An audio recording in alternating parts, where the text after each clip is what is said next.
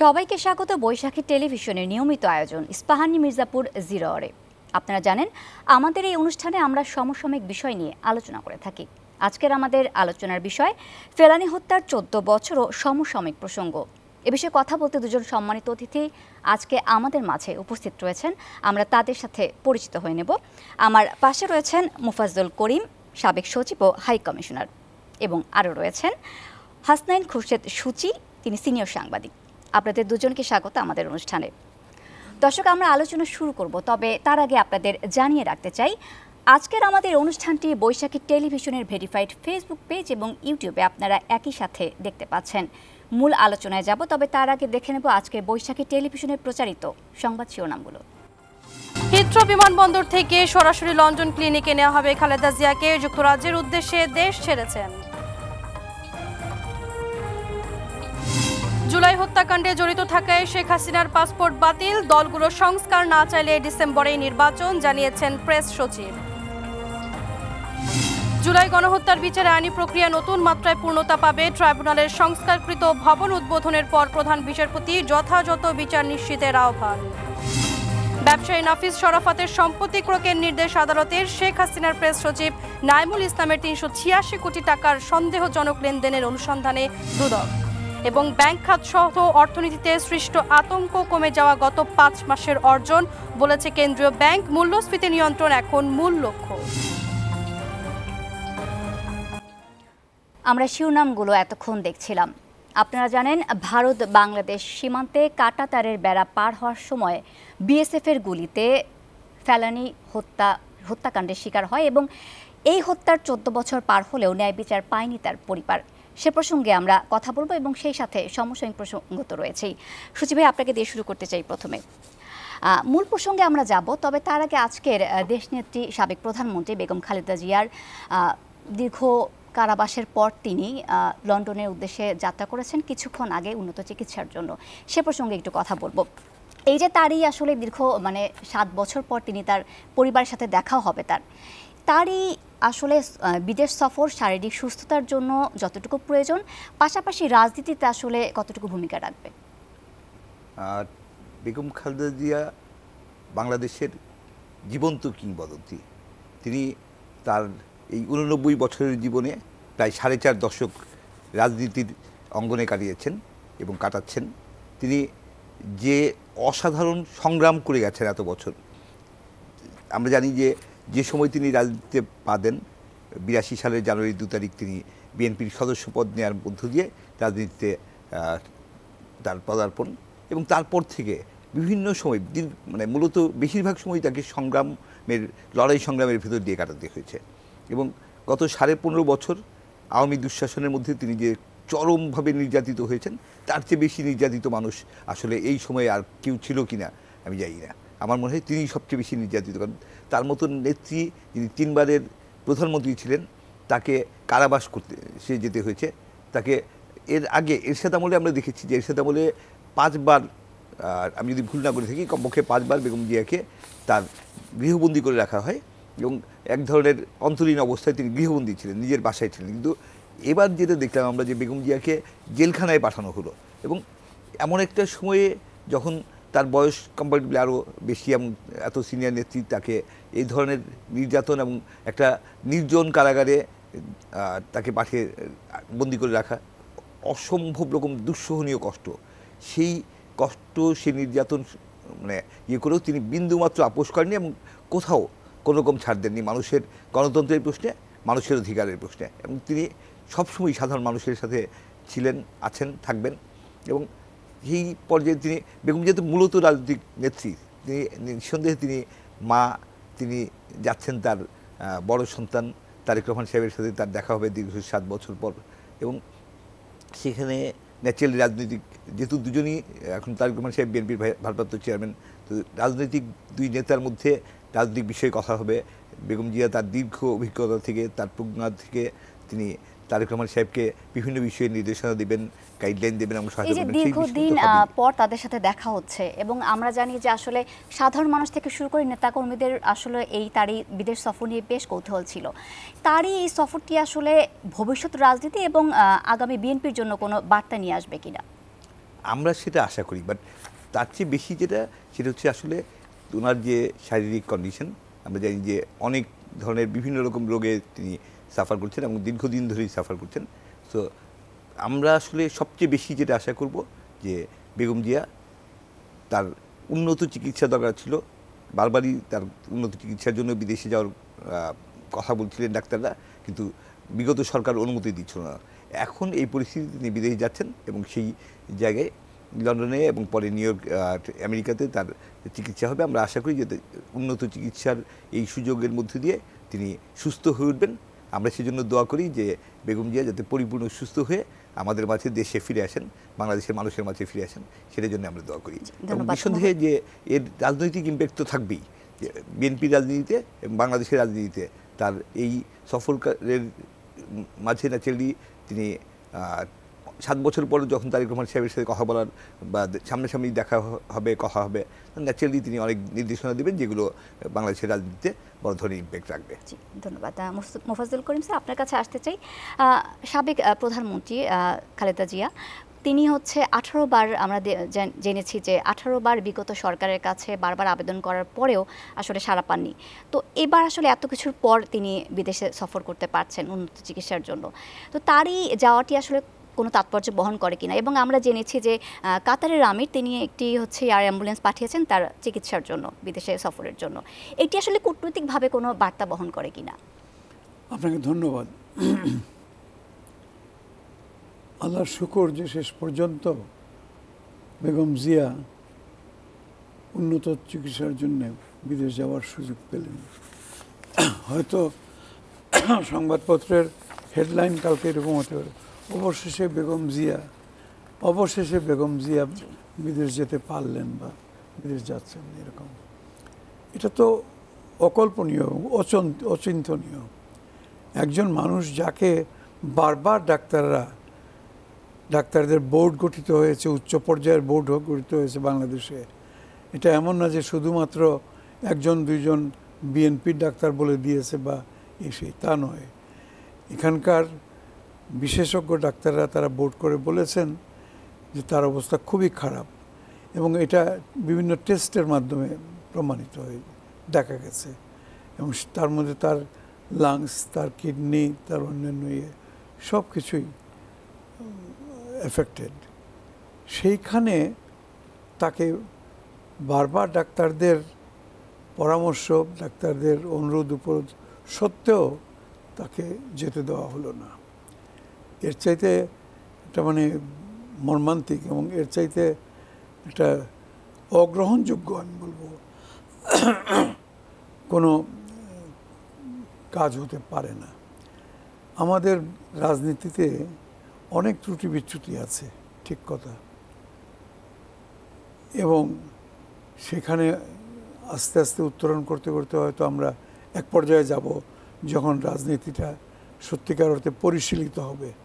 কিন্তু কতগুলা বেসিক জিনিস, মৌলিক জিনিস, যেমন শিষ্টাচার।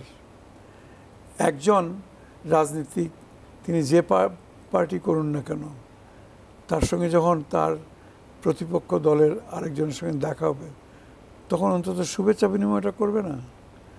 হয়তো এখানে শুভেচ্ছা বিনিময়টা হয় আসসালামু আলাইকুম, ওয়ালাইকুম আসসালাম, সেগুলো না পেরে, একদম না পেরে, কিংবা পারলে পরে মুখটা অন্যদিকে ঘুরে রাখে।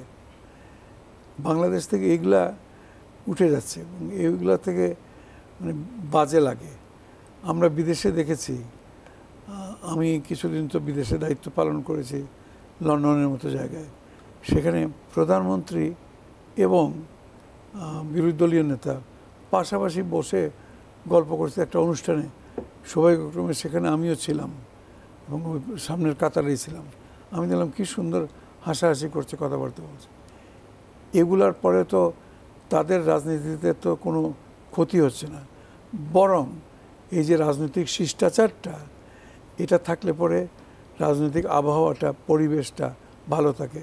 সর্বোপরি ভবিষ্যতের যারা রাজনীতিবিদ তারা জানবে রাজনীতি আছে রাজনীতির জায়গায়, কিন্তু যেটা আপনার শিষ্টাচার, ভব্যতা,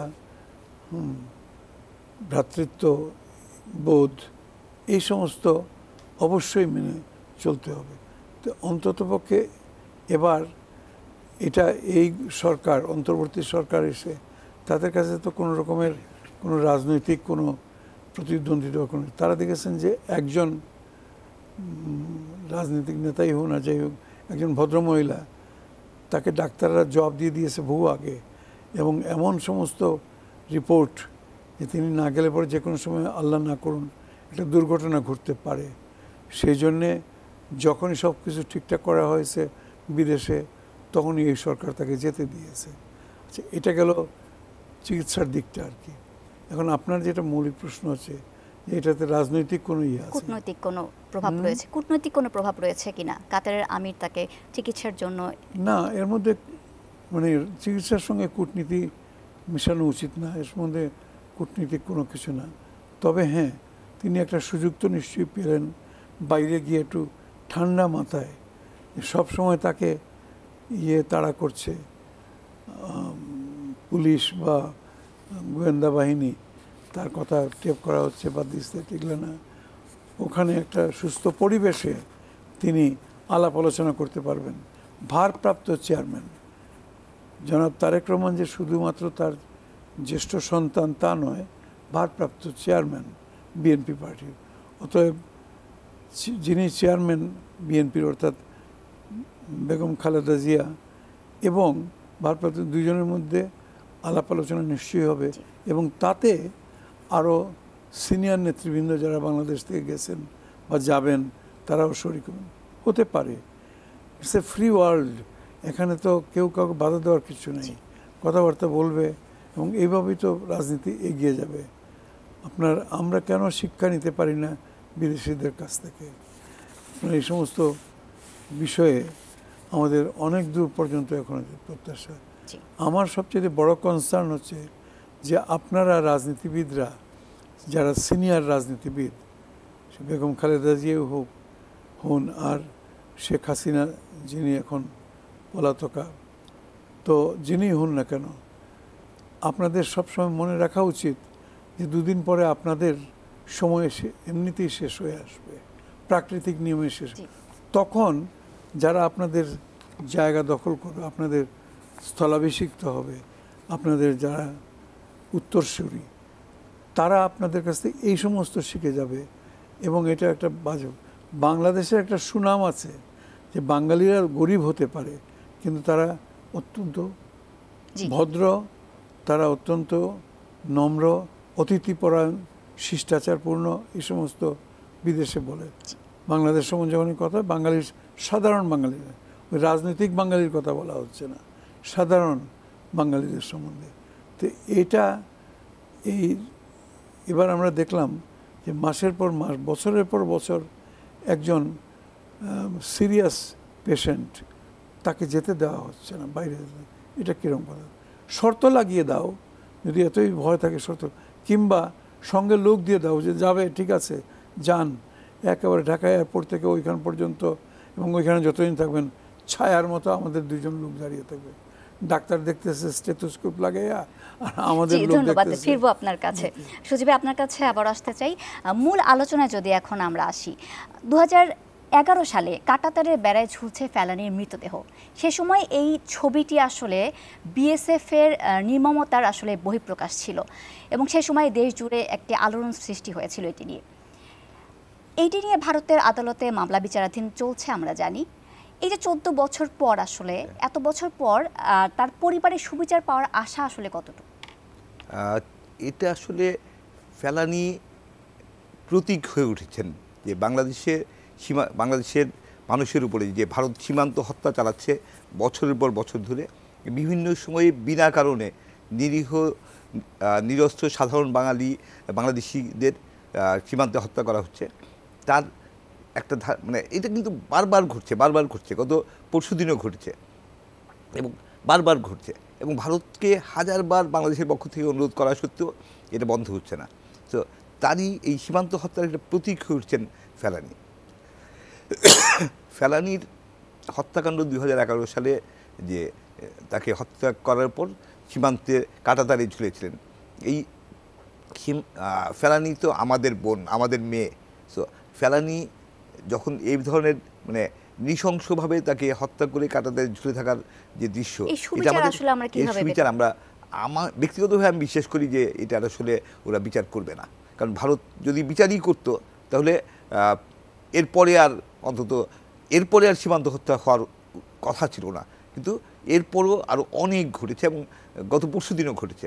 সো ভারতের কাছ থেকে আমরা আসলে প্রতিবেশী হিসেবে ন্যায় বিচার, একটা ভারতে ফেলানি হত্যার ন্যায় বিচার হবে সেটা আমরা আশা করব। এবং আমাদের দেশেও এটা ইচ্ছে করি, এই মামলাটা ইচ্ছে করি মানে কেমন যেন বিগত সরকার যেহেতু ভারত তোষণ নীতি মানে অনুসরণ করেছে সবসময়, সো এই সরকারের দিক থেকে, শেখ হাসিনার সরকারের দিক থেকে আসলে সীমান্ত হত্যা বন্ধের জন্য যে সক্রিয় হওয়া বা ফেলানির হত্যাকাণ্ডের মানে সঠিক এবং দ্রুত স্বচ্ছ বিচার হওয়া সেরকম কোনো চেষ্টাই তাদের ছিল না। তো এই সীমান্ত হত্যা বন্ধ আমাদের এখন সবচেয়ে বড় দাবিগুলোর একটা, যে ভারত বন্ধু হিসেবে আমাদের পাশে যদি থাকতে চায়, প্রতিবেশী হিসেবে, সৎ প্রতিবেশী হিসেবে সুন্দর সম্পর্ক যদি করতে চাই, সীমান্ত হত্যা আসলে স্থায়ীভাবে বন্ধ করতে হবে। আমরা আর একটিও সীমান্ত হত্যা দেখতে চাই না। জি, ধন্যবাদ। মোফাজ্জল সাহেব, আপনার কাছে আসতে চাই। সূচি ভাই ভারতীয় আগ্রাসনের কথা বলছিলেন, সেই হিসেবে যদি দেখতে চাই আসলে দুই দেশের দ্বিপক্ষীয় প্রোটোকলে বিনা বিচারে হত্যার কথা কিন্তু কোথাও বলা নেই এবং যে কোনো অপরাধে আসলে আইনের আওতায় আনার কথা বলা হয়েছে। সেক্ষেত্রে আসলে যে দেশটি আসলে বন্ধুরাষ্ট্র বলে এতদিন ধরে দাবি করে আসছে, তাদের এই আগ্রাসন আসলে এতদিন রোধ করা যায়নি কেন, বা এই আগ্রাসন রোধ করতে আসলে কী কী পদক্ষেপ নেওয়া যেতে পারে? রোধ করা যায়নি তার কারণ তাদের সদিচ্ছার অভাব। তা না হলে পরে আপনার বিভিন্ন পর্যায়ে তারা যে সমস্ত বৈঠক হয়েছে, বাংলাদেশের মন্ত্রী, প্রধানমন্ত্রী ইত্যাদির সঙ্গে আলাপ আলোচনা হয়েছে, সেখানে কথা দিয়ে গেছে, না ঠিক আছে এটা বন্ধ করে দেব। তারা ঢাকা থেকে দিল্লি পৌঁছানোর আগেই দেখা যাচ্ছে আরেকটা লাশ পড়ে যাচ্ছে। What is this nonsense? হয় ওটা একটা বর্বর দেশ, অসভ্য দেশ, যেখানে আইন নাই, কানুন নাই, কিচ্ছু নাই, শিষ্টাচার বলতে কিচ্ছু নাই, আর তা না হলে পরে এটা ইচ্ছাকৃতভাবে করা হচ্ছে। যে কী জন্যে? একটা ত্রাস সৃষ্টি করার জন্যে। বাঙালিরা দেখো, তোমরা বাংলাদেশের লোকেরা দেখো আমরা কত শক্তিশালী। মশা মাইরা যদি শক্তি দেখাইতে হয়, ফেলানি কি? ফেলানি একটা ছোট্ট মেয়ে, কিশোরী, 12-14 বছর বয়স, সে বাপমার সঙ্গে ওই পারে গেছিল। এরকম হরদম হাজার হাজার লোক অপর দিক থেকে এদিকে আসছে, এদিক থেকে ওদিকে যাচ্ছে। ফিরে আসার সময় বাপমা সবাই চলে আসছে, ও বেচারি পার হওয়ার সময় তাকে সই করে একদম টার্গেট বানিয়ে মেরেছে। আচ্ছা, যদি তাদের উদ্দেশ্য যদি থেকে থাকে যে এক্সকিউজ মি, এটা বন্ধ করবি, এই উদ্দেশ্যে যে এরকম ওই পারে যাওয়া আসা ইত্যাদি বেআইনি অনুপ্রবেশ বন্ধ করবি, তাই যদি হয় তাহলে হত্যা করার উদ্দেশ্যে গুলি করো না। তোমাদের হাতে যে বন্দুক আছে, এটা তো তোমরা 1000বার ট্রেনিং নিয়েছো, তোমরা পায়ে গুলি করো, ঠিক আছে। আর গুলি করবেই বা কেন? এই ছোট্ট শিশুটাকে তোমাদের যদি একটা সিপাহী দৌড়ে এগিয়ে ধরে ফেলে, তাও তো আটকাই ফেলতে পারে, এবং তারপরে নিয়ে তার বিচার করো কিংবা উচ্চ পর্যায়ে বৈঠক করো, যা খুশি করো। না, দূরে থেকে টার্গেট বানিয়ে মেয়েটাকে মেরেছেন। মারার পরে মেয়েটা ওই কাঁটাতারে বেড়ার মধ্যে বোধহয় 5-6 ঘন্টা ঝুলেছিল। সেই দৃশ্যটা আজীবন আমরা দেখব। বাংলাদেশের সঙ্গে যদি আমি বলি ভারতের সম্পর্ক উন্নয়নের ব্যাপারে যদি বলি, আমি বললাম এই দৃশ্য যতদিন ঝুলে থাকবে, ফেলানির মৃতদেহ ঝুলে আছে কাঁটাতারের মধ্যে বর্ডারে, ততদিন পর্যন্ত দুই দেশের সম্পর্ক উন্নয়ন হবে না। সম্পর্ক কি? সম্পর্ক শুধু এই দেশের প্রধানমন্ত্রী আর ওই দেশের প্রধানমন্ত্রী, এই দেশের প্রধান সেনাপতি এদের মধ্যে সম্পর্ক তা নয়। সম্পর্ক যে সাধারণ মানুষের, প্রত্যেকটা মানুষের মনের মধ্যে ঘৃণার উদ্রেক হবে এই সমস্ত দৃশ্য দেখলে বলে। আরও খারাপ লাগে, তাহলে তোমরা কথা দিয়ে যাও কেন যে আর হবে না, গিয়ে তারপরে আমার মারছ। তো এগুলো আমার মনে হয় ভারতের নেতৃবৃন্দ, নরেন্দ্র মোদী সাহেব, তিনি তো বিভিন্ন ব্যাপারে অত্যন্ত দৃঢ় চেতা মানুষ এবং পদক্ষেপ নেন। তার প্রতি সম্পূর্ণ শ্রদ্ধা রেখেই বলছি যে মেহরবানি করে এদিকে একটু দৃষ্টি দিন। 17-18 কোটি মানুষের যে দেশ, সেখানে আর কিছু না হোক, সোনা দানা রূপা কিছু আমাদের দেশ থেকে আপনার দেশে যাওয়ার নাই, যাবেও না। কিন্তু শুভেচ্ছাটা তো পেতে পারতেন। প্রতিবেশীর শুভেচ্ছাটাও তো দরকার আছে। আপনার আমার প্রতিবেশী হয়তো একটা গরিব ভিক্ষুক থাকতে পারে, কিন্তু তার দোয়াটা, তার শুভকামনাটা তো আমার জন্যে অনেক বড় পাওয়া। তো সেগুলা ভাবনা, এই সমস্ত ভাবনা চিন্তা নেই। বাংলাদেশ, আমি লাস্ট একটা কথা বলবো, বাংলাদেশকে ভারত আসলে কি মনে করে, এই যে বিচার না হওয়া বা ফেলানির বিচারের এতদিন পর্যন্ত গড়ায় গেল, কোনো রকমের কোনো উন্নতি নাই, তা থেকেই বোঝা যায় যে বাংলাদেশের প্রতি তাদের মনোভাবটা কি, তারা কি নজরে বাংলাদেশকে দেখে। ধন্যবাদ। আমরা এই প্রসঙ্গে আবারও ফিরবো, তবে তার আগে একটা বিরতি নিয়ে আসবো। দর্শক, ইস্পাহানি মির্জাপুর 0 আওয়ার একটা বিরতি নেব, আমাদের সঙ্গেই থাকবেন।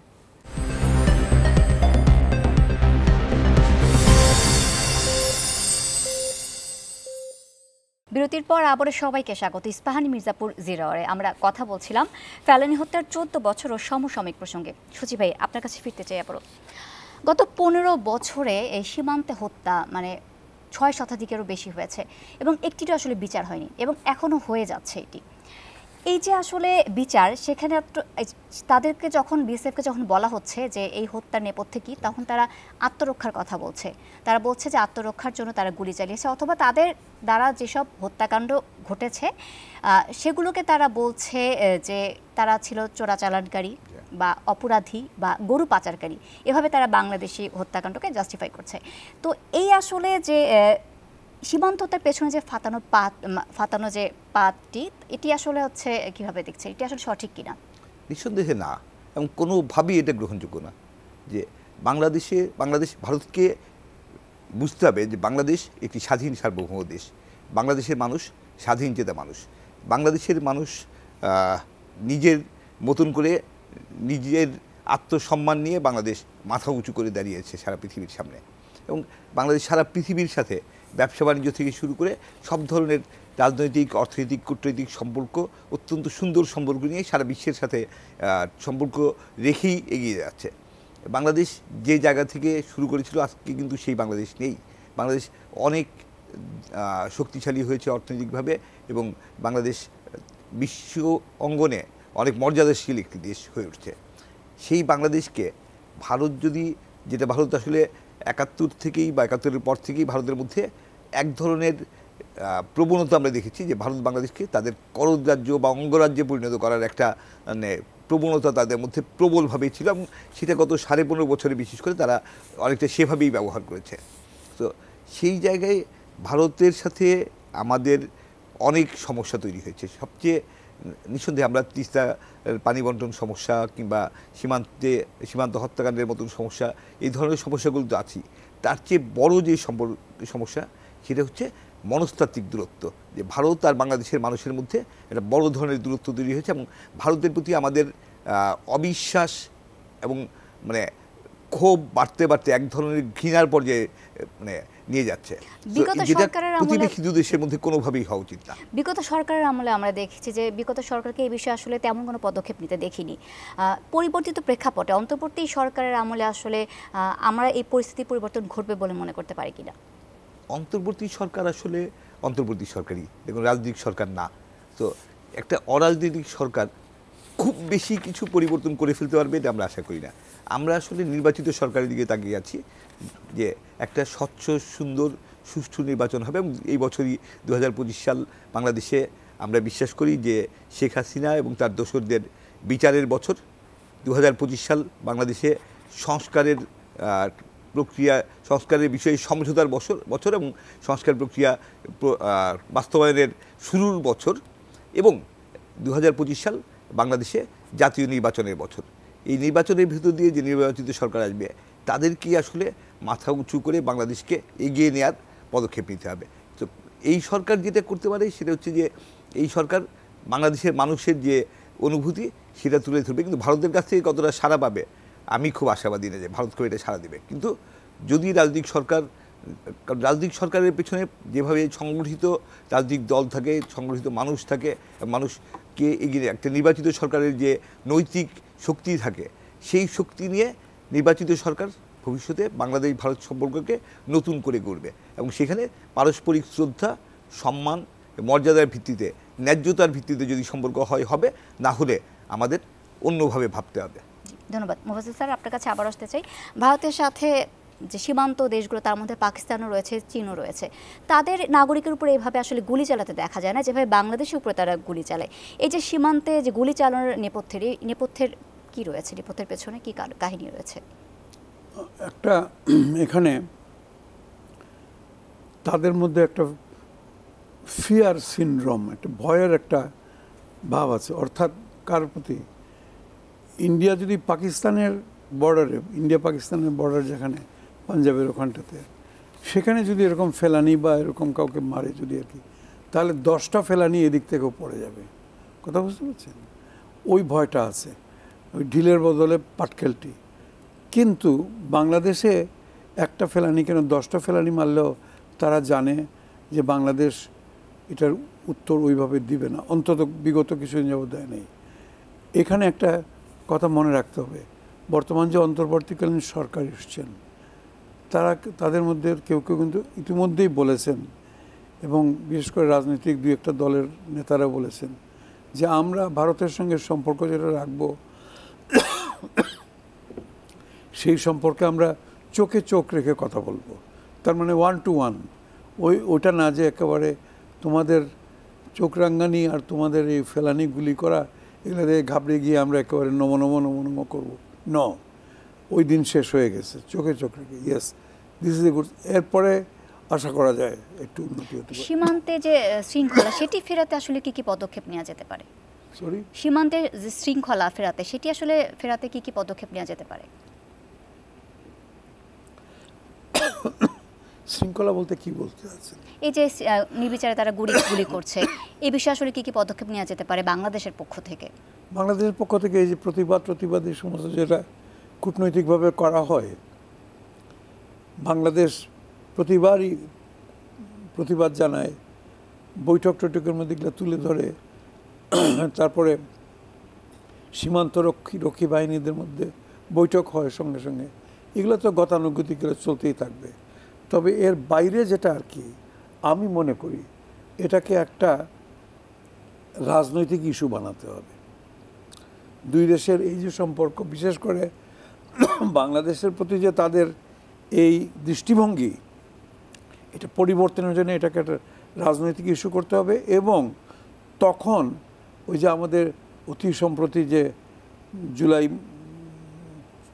মাসের যে অভ্যুত্থান আমরা দেখলাম, ওই ধরনের একটা গণজাগরণ সৃষ্টি করে দিয়ে যে ভারতের এই কর্মকাণ্ড, ভারতের বিরুদ্ধে নয়, ভারতের কর্মকাণ্ডগুলোর বিরুদ্ধে, তোমরা আমাদের বন্ধু আছো, ঠিক আছে, আমরা তোমাদেরকে বন্ধু হিসাবে মানি এবং আমরা বুকে স্থান দিতে রাজি আছি, কিন্তু তোমাদের এই সমস্ত কার্যকলাপকে আমরা ঘৃণা করি এবং এখন ঘৃণার পর্যায় থেকে আমরা এখন এটার প্রত্যুত্তর দিতে আমরা প্রস্তুত হয়ে যাচ্ছি। এই ধরনের করেন, একটা রাজনৈতিক সচেতনতা আসুক, দেখবেন ওইখানেও তখন, অর্থাৎ সীমান্তের ওই পারে পশ্চিমবঙ্গে, তখন ওখানে অনেক বিজ্ঞ প্রাজ্ঞ রাজনীতিবিদ আছেন, রাজনৈতিক দল আছে, যারা তখন তাদের জনগণকে বলবে ঠিকই তো, এরকম তো প্রতিবেশী হিসাবে তারা একটা ক্ষুদ্র প্রতিবেশী, পৃথিবীতে অনেক দেশ আছে বড় দেশের পাশে, ওই কি বলে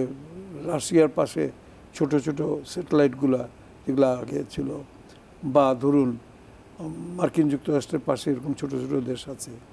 তো তাতে কি আছে, ছোট দেশ বড় দেশ বলে কোনো কথা না, প্রত্যেকে একটা স্বাধীন সার্বভৌম দেশ। ফেলানী হত্যার বিচার তো ভারতীয় আদালতে রয়েছে, সেটি আসলে বাংলাদেশে বিচার প্রক্রিয়া করা যায় কিনা? কারণ হচ্ছে এটিতে মানবাধিকার একটা অপরাধ, সেটি আসলে আন্তর্জাতিক অপরাধ ট্রাইব্যুনাল বিচার করা যায় কিনা, বাংলাদেশের বিচার করতে পারে কিনা? না, এটা যেহেতু অপরাধটা সংগঠিত হয়েছে বর্ডারে এবং করেছে তাদের লোক, আমাদের দেশের এরা তো নাগরিক নয়, আপনি অন্য দেশের লোকের কি বিচার করবেন? আমি একটা উদাহরণ দিই আপনাকে। মনে করুন একজন মার্কিন যুক্তরাষ্ট্রের একজন নাগরিক একজন বাংলাদেশিকে হত্যা করলো, ওয়াশিংটনে বা নিউ ইয়র্কে হত্যা করলো, তার বিচার কি আমরা বাংলাদেশে করতে পারবো? পারবো না। কারণ হত্যাকাণ্ড সংগঠিত হয়েছে ওখানে এবং হত্যাকাণ্ড ঘটিয়েছে যে অপরাধী, সেই অপরাধী হচ্ছে ওই দেশের আইন, যেটা ওই দেশের আইন প্রয়োগ হবে। ঠিক এটাই হচ্ছে ব্যাপারটা। এখানে আমরা বিচার করতে পারবো না, তাদের উপরে আমাদের চাপ সৃষ্টি করতে হবে। আর আরেকটা বিষয়, আন্তর্জাতিকভাবে একটা তো বললাম রাজনৈতিক একটা সচেতনতা, একটা প্রতিবাদ মুখর হয়ে উঠতে হবে। আরেকটা হচ্ছে আন্তর্জাতিকভাবে এটাকে আরও হাইলাইট করতে হবে। যদি এইভাবে চলতে থাকে তাহলে পরে এটাকে তুলে ধরতে হবে, বিভিন্ন ফোরামে তুলে ধরতে হবে, কূটনৈতিক পর্যায়ে তুলে ধরতে হবে। এবং ইন্ডিয়া যে এই সমস্ত কাণ্ড চালিয়ে যাচ্ছে, মানুষ যে তার বাড়ির চাকরকেও, গৃহভৃত্যকেও তারা এইভাবে পিটায় না, যেভাবে ফেলানি বা এই ধরনের হাজার হাজার খুন হচ্ছে আর কি। তো সেইটা ভারতের এই দিকটা, এই মুখোশটা উন্মোচন করতে হবে আন্তর্জাতিকভাবে। ধন্যবাদ। আমরা আলোচনা আবারও ফিরবো, তবে তার আগে একটা বিরতি নিয়ে আসবো। দর্শক, ইস্পাহানি মির্জাপুর জিরাওয়ার একটা বিরতি নেব, আমাদের সঙ্গেই থাকবেন।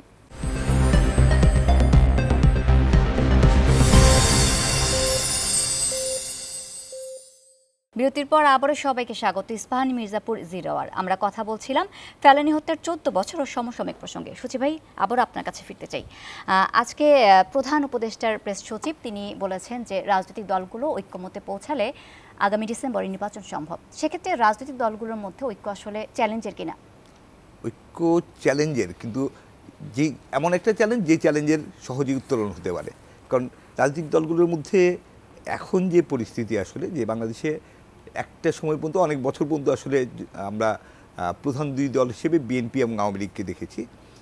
বাস্তবতা হচ্ছে যে আজকের বাংলাদেশে রাজনীতির মাঠে আওয়ামী লীগ আসলে, আওয়ামী লীগের কোনো সেরকম কোনো অস্তিত্ব নাই রাজনীতির ময়দানে। আওয়ামী লীগ এখন আর সক্রিয় না, বা আওয়ামী লীগের এত 5ই আগস্টের পর থেকে আওয়ামী লীগ মানে দৃশ্যত নাই, মাঠে নাই, দৃশ্যত মাঠে নাই। তো এই পর্যায়ে প্রধান দুটি রাজনৈতিক দল বিএনপি আর তার কাছাকাছি হচ্ছে জামাত। তো বিএনপির সাথে জামাতের আসলে শক্তির দূরত্ব অনেক বেশি। আমরা যদি পূর্ববর্তী নির্বাচনগুলি দেখি, যে বিএনপি বারবারই ক্ষমতায় ছিল এবং বিএনপি অনেক বড় দল, সেই তুলনায় জামাত আমরা দেখেছি যে 91-এ বিএনপির সাথে জোট করে বা এক ধরনের সমঝোতার ভিতর দিয়ে 18টা, তারপরে 96-এ গিয়ে মাত্র 3টা আসন পাই। তো বিএনপি, জামাতের একক শক্তিতে জামাত আসলে মানে বিএনপির সাথে অনেক দূরত্ব। ছাত্রদের পক্ষ থেকে নতুন দল গঠনের কথা হচ্ছে। তো জাতীয় নাগরিক কমিটি এবং বৈষম্য বিরোধী ছাত্র আন্দোলন তারা একটা রাজনৈতিক দল গঠনের কথা বলছে। এছাড়া ছোট ছোট রাজনৈতিক দলগুলো আছে। এই প্রত্যেকটা দল তার নিজস্ব নীতি এবং আদর্শে বিশ্বাস করে। সেই নীতি আদর্শ, রাজনৈতিক দলের কাজ কী? রাজনৈতিক দলের উদ্দেশ্য হচ্ছে যে রাষ্ট্র ক্ষমতায় গিয়ে সে তার রাজনৈতিক দলের উদ্দেশ্য এবং আদর্শ বাস্তবায়নের চেষ্টা করবে। তো সেইখানে উদ্দেশ্য আদর্শের জায়গায় যে দলগুলোর মধ্যে যে বড় ধরনের পার্থক্য, সেই পার্থক্যের কারণেই সমঝোতার চ্যালেঞ্জটা আছে। কিন্তু সেই চ্যালেঞ্জ উত্তরণ অসম্ভব কিছু না, কারণ সবার মূল লক্ষ্য যদি গণতন্ত্র হয়, মূল লক্ষ্য যদি আইনের শাসন হয়, মূল লক্ষ্য যদি মানুষের কল্যাণ হয়, মূল লক্ষ্য যদি ন্যায্যতা প্রতিষ্ঠা হয়, সেক্ষেত্রে আসলে কেন সমঝোতা হবে না? আমরা আশা করি যে, আমরা বিশ্বাস করি যে রাজনৈতিক দলগুলো, রাজনৈতিক শক্তিগুলো সবার এই আকাঙ্ক্ষা, এই লক্ষ্য এক। এবং যেহেতু এই লক্ষ্য এক, পদগুলো ভিন্ন হতে পারে, কিন্তু মৌলিক সমঝোতায় আসা অসম্ভব কিছু না। আমরা আশা করছি যে সমঝোতার জন্য যে কমিটি গঠন করা হয়েছে প্রফেসর ইউনূসের নেতৃত্বে, সেই কমিটি আলোচনা শুরু করলে আগামী মাস দুয়েকের মধ্যেই রাজনৈতিক সমঝোতা হবে। তিনি আজকে আলোচনায় স্পষ্ট করে আরেকটা কথা বলেছেন, সেটি হচ্ছে যে জুলাই আগস্ট গণহত্যার সাথে যারা জড়িত তাদের আসলে রাজনীতি করার কোনো অধিকার নেই, তারা আসলে রাজনীতিতে আসতে পারবে না, এই টাইপের একটা কথা তিনি বলেছেন। এবং এই যে তাহলে আওয়ামী লীগের আসা বা না আসা নিয়ে যে একটি কথা উঠছে, সেটি আসলে রাজনীতিতে বা নির্বাচনের ক্ষেত্রে চ্যালেঞ্জের হবে কিনা, জিনিসটা হচ্ছে যে আওয়ামী লীগ আসলে তৈরি করতে পারে কিনা? আওয়ামী লীগ আসলে অনেক বড় দল ছিল এবং নিঃসন্দেহে তার অনেক শক্তিশালী গণভিত্তি ছিল, কিন্তু আওয়ামী লীগ সেই ভিত্তি, সেই জনসমর্থন পুরোটাই জনঘৃণায় পরিণত করেছে এক ধরনের। যে মানুষ, আওয়ামী লীগ তার বিশেষ করে গত 15.5 বছরে আওয়ামী লীগ যা করেছে, গুম, খুন, আয়নাঘর, মানে হত্যা, নির্যাতন, এমন কোনো লুটপাট, অর্থ পাচার, তো সব কিছুর ভেতর দিয়ে শেষ পর্যায়ে এসে যে গণহত্যা চালিয়েছে, পাখির মতন গুলি করে মানুষ মেরেছে, ছাত্র জনতার উপর যে ধরনের নির্যাতন চালিয়েছে, এই সব কিছুর পরে আওয়ামী লীগ বাংলাদেশের রাজনীতি এখন অপ্রাসঙ্গিক হয়ে পড়েছে। এখন আওয়ামী লীগ নির্বাচনে আসতে পারবে কি পারবে না, আইনগতভাবে এখন পর্যন্ত যে অবস্থা তাতে আওয়ামী লীগ পারবে, কিন্তু সামাজিকভাবে পারবে না। আর এখন বিষয়টা হচ্ছে যে সরকার এবং আদালত যদি আইনগতভাবে যদি আওয়ামী লীগ নিষিদ্ধের কোনো আইনগত সিদ্ধান্ত হয়, ন্যাচারালি আওয়ামী লীগ তখন আর আইনগতভাবে নির্বাচনের প্রতিদ্বন্দ্বিতা করতে পারবে না। তো সেই জায়গায় আসলে সরকারের রাজনৈতিক দলগুলোর যে মানে সমঝোতার প্রশ্ন এবং সরকারের অন্তর্বর্তী সরকারের উদ্যোগ, আদালতে আওয়ামী লীগ নিষিদ্ধের মামলায় যে শেষ পর্যন্ত গিয়ে কী রায় হয় সেগুলো দেখার জন্য আমাদের অপেক্ষা করতে হবে। ধন্যবাদ মোফাজ্জল স্যার, আপনার কাছে আবারও ফিরতে চাই। জুলাই গণহত্যার সাথে যারা জড়িত তাদের সেই অভিযোগে শেখ হাসিনা সব ৭৫ জনের পাসপোর্ট বাতিল করা হয়েছে এবং গুমের সাথে জড়িত থাকার অভিযোগে ২২ জনের পাসপোর্ট বাতিল করা হয়েছে আজকে। এই যে ১৫ বছরের গুম, সেই সাথে শেখ হাসিনার উপরে গ্রেপ্তারি পরোয়ানা জারি করা হয়েছে, আদৌ আসলে তাকে গ্রেপ্তারি পরোয়ানার ভেতরে আনা সম্ভব কিনা? নিশ্চয়ই সম্ভব। তিনি খুন করেছেন এবং আন্তর্জাতিক ট্রাইব্যুনালে সেখানে বিচার হচ্ছে। সেই বিচারের বিচারক বলেছেন যে আমি আসামিদের এখানে উপস্থিত দেখতে চাই। আসামির মধ্যে ১ নম্বর আসামি হচ্ছেন শেখ হাসিনা। তিনি কোথায়? তিনি পলাতকা। অতএব তাকে আনতে হলে পরে কি করতে হবে? ওয়ারেন্ট ইস্যু করতে হবে আন্তর্জাতিকভাবে, আপনার ওই যে কী বলে ইয়ের সাহায্য নিয়ে, ইন্টারপোলের সাহায্য নিয়ে আনো, বা যে করেই হোক আনো, বা জাদুমন্ত্র দিয়ে নিয়ে আসো, যে করে আমি আসামিকে, আদালত বলছে আমি আসামিকে সামনে হাজির দেখতে চাই। তো বেশ, তো সেই প্রক্রিয়াটা শুরু হয়েছে। সেই প্রক্রিয়ায় এখন সবচেয়ে বড়, আবার বলতে হয়, সবচেয়ে বড় বাধা হচ্ছে ভারত। ভারত যদি তাদের এই মেহমানকে বেশি মেহমানদারি দেখাতে থাকে, আর যদি মনে করে না আমার জানের টুকরা আমার এখানে এসে আশ্রয় চেয়েছে, তাকে আমি কিছুতেই মানে দিদি আর দাদার সম্পর্ক যেটা আর কি ছাড়বো না আসতে, তাহলে ব্যাপারটা মানে ইয়ে হয়ে যাবে, ঘোলাটে হয়ে যাবে। কিন্তু সেটা হওয়া উচিত না। ভারতের বোঝা উচিত যে তার বোন হোক আর তাদের আত্মীয় হোক অনাত্মীয় হোক যেই হোক, শত্রু মিত্র যাই হোক, সেটা বড় কথা না। যে ব্যক্তি নিয়ে কথা হচ্ছে সেই ব্যক্তি হচ্ছে একজন অপরাধী, তার বিরুদ্ধে মামলা হয়েছে এবং আন্তর্জাতিক ট্রাইব্যুনালে সেখানে মামলা হয়েছে, সেখান থেকে তার বিরুদ্ধে গ্রেপ্তারি পরোয়ানা জারি করা হয়েছে। অতএব তাদের এটাতে সহযোগিতা করা উচিত। এখন দেখা যাক কি হয়। তবে আমার মনে হয় বেশি দিন আটকায় রাখতে পারবে না। এই জন্যে এইখানে বাংলাদেশে আবার গণ অসন্তোষ দেখা দেবে এবং সেই গণ অসন্তোষে ছোঁয়াটা কিন্তু এবং এর যে ধোঁয়াটা এখানে দিল্লিতে গিয়েও স্পর্শ করবে। তো আশা করা যায়, কারণ বাংলাদেশের মানুষ নিশ্চয়ই আমরা বিচার চাই। উনি যদি নির্দোষ হয়ে থাকেন সসম্মানে তাকে খালাস দিয়ে দেওয়া হবে, কিন্তু দোষী যদি হন তাহলে তাকে শাস্তি পেতেই হবে।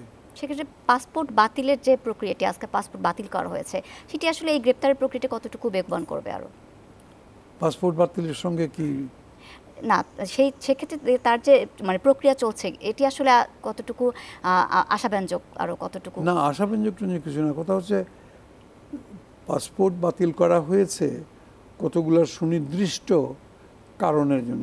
যে কারণে পাসপোর্ট হয়েছে সেটা পাসপোর্ট আইনের মধ্যে আছে, সেগুলোর মধ্যে বাতিল করা হয়েছে। আর উনি যে অপরাধ করেছেন, তিনি যে অপরাধী, সেটা আলাদা বিষয় এবং সেটার প্রেক্ষিতে তাকে ফেরত আনার চেষ্টা চলতে থাকবে। ভারতের উচিত সেটার প্রতি তাদের সম্মান দেখিয়ে, আইনের প্রতি সম্মান দেখিয়ে সাহায্য করবে। যদি নির্দোষ হয়ে থাকেন তিনি বেকসুর খালাস পেয়ে যাবেন। অতএব ওটার সঙ্গে পাসপোর্টের সঙ্গে কোনো সম্পর্ক নাই। পাসপোর্ট বাতিল হয়েছে, সো হোয়াট? তিনি একজন অপরাধ করেছেন।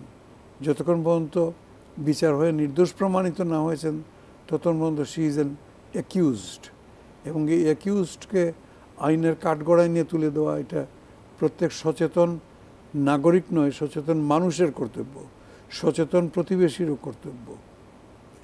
ধন্যবাদ। সুজীব ভাই, আপনি যদি এই প্রসঙ্গে কিছু বলতে চান। বিষয়টা হচ্ছে যে শেখ হাসিনার পাসপোর্ট বাতিল তো প্রত্যাশিত স্বাভাবিকভাবেই এটা হওয়ার কথা, কারণ তিনি রাষ্ট্রীয় পাসপোর্ট, যেটা অফিসিয়াল পাসপোর্ট, সেই পাসপোর্ট তিনি তো ধারণ করতে পারেন না, কারণ তিনি রাষ্ট্র পরিচালনার দায়িত্বে এখন আর নেই। আর তার চেয়ে বড় হচ্ছে তার দেশে ফিরিয়ে আনা, সেটা আসলে ভারতের এই মুহূর্তে এটি বড় চ্যালেঞ্জ, এবং এটা ভারতের সদিচ্ছার উপর নির্ভর করে। ভারত বহু বছর ধরে নিজেকে দাবি করে এসছে যে ভারত বিশ্বের বৃহত্তম গণতান্ত্রিক রাষ্ট্র। যদি সত্যি ভারত আদৌ একটি গণতান্ত্রিক রাষ্ট্র হয়ে থাকে, তাহলে ভারতের উচিত আইনকে শ্রদ্ধা করা এবং আন্তর্জাতিক অপরাধ ট্রাইব্যুনালের জারি করা যে ওয়ারেন্ট, সেই ওয়ারেন্টেড আসামি হচ্ছেন শেখ হাসিনা। তার বিরুদ্ধে গণহত্যার অভিযোগ, তার বিরুদ্ধে গুমের অভিযোগ, তার বিরুদ্ধে একাধিক ওয়ারেন্ট ইস্যু হয়েছে। সো এবং বাংলাদেশ অফিসিয়ালি ভারতের কাছে অনুরোধ করেছে এই আসামিকে ফেরত দেওয়ার জন্য। তো ভারত যদি সেটা কালক্ষেপণ করে, কতদিন করবে? ভারতকে একটা সুস্পষ্ট সিদ্ধান্ত জানাতে হবে যে তারা হস্তান্তর করবে অথবা করবে না। যদি না করে, তার পেছনে এটা আইনের লঙ্ঘন এবং মানবাধিকারের লঙ্ঘন হবে। এটা কোনোভাবে, এবং বিশেষ করে ভারত এবং বাংলাদেশের মধ্যে যখন প্রত্যর্পণ চুক্তি আছে, তখন কোনোভাবেই ভারত তাকে আটকে রাখতে পারে না। ভারতের উচিত তাকে ফেরত দেওয়া। যদি সেটা ভারত না করে, ভারত আসলে আন্তর্জাতিকভাবেও গণতান্ত্রিক রাষ্ট্র হিসেবে এবং তার আর নিজেকে গণতান্ত্রিক দাবি করার মতন অবস্থা আর থাকবে না। আসলে ভারতের নিজের ইমেজের জন্য, ভাবমূর্তির জন্য এটা অনেক ক্ষতিকর হবে। আপনাদের দুজনকে অসংখ্য ধন্যবাদ আবার আমাদের অনুষ্ঠানে আসবার জন্য। আমরা অনুষ্ঠানে একেবারে শেষ পর্যায়ে। দর্শক, ইস্পাহানি মির্জাপুর 0 আওয়ার আজকে শেষ করবো এখানে। আগামীতে দেখা হবে নতুন কোনো অতিথিদের সাথে, নতুন কোনো বিষয় নিয়ে। সে পর্যন্ত ভালো থাকবেন, সুস্থ থাকবেন। শুভরাত্রি।